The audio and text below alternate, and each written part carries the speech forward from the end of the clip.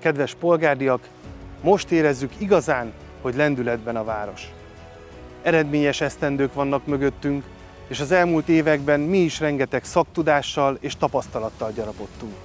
Ezért most megújult erővel és egy bővülő csapattal kérjük bizalmukat a soron következő választások alkalmával. Engedjék meg, hogy bemutassam önöknek a Szeretem Polgárit Egyesület jelöltjeit.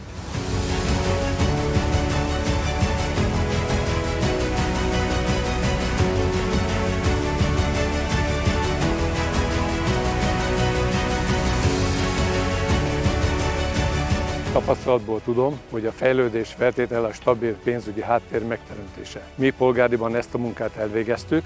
Célom, hogy ezen az úton haladjunk tovább és szolgáljuk Polgárdi város fejlődését.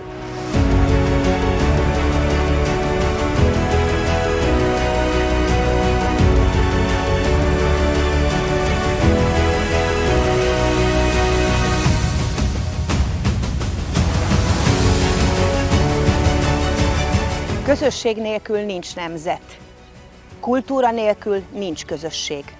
Fontosnak tartom, hogy megismertessük a fiatalokkal településünk kulturális értékeit, megszerettessük velük a művészeteket, és teret adjunk tehetségük kibontakoztatására.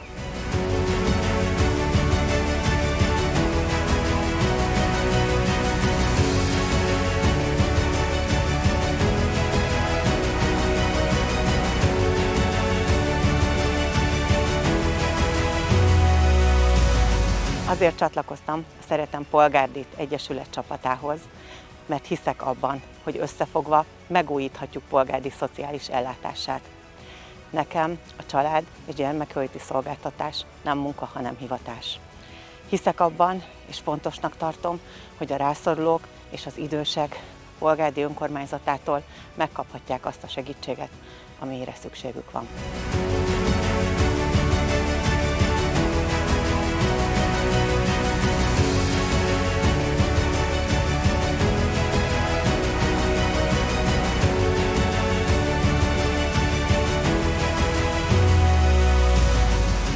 Családapa vagyok és műszaki ember. Képviselőként településünk közlekedésbiztonságának növeléséért szeretnék dolgozni.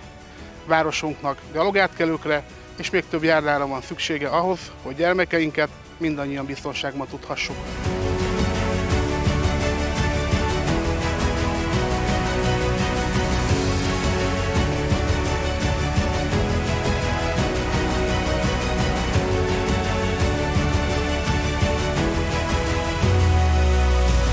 Akik ismernek, azok tudják, hogy az emberekkel való kapcsolattartás a legfontosabb számomra. Örömmel veszek részt a helyi civil szervezetek ügyeinek intézésében, programjainak szervezésében. A rászoruló családok mindig számíthatnak segítő támogatásomra.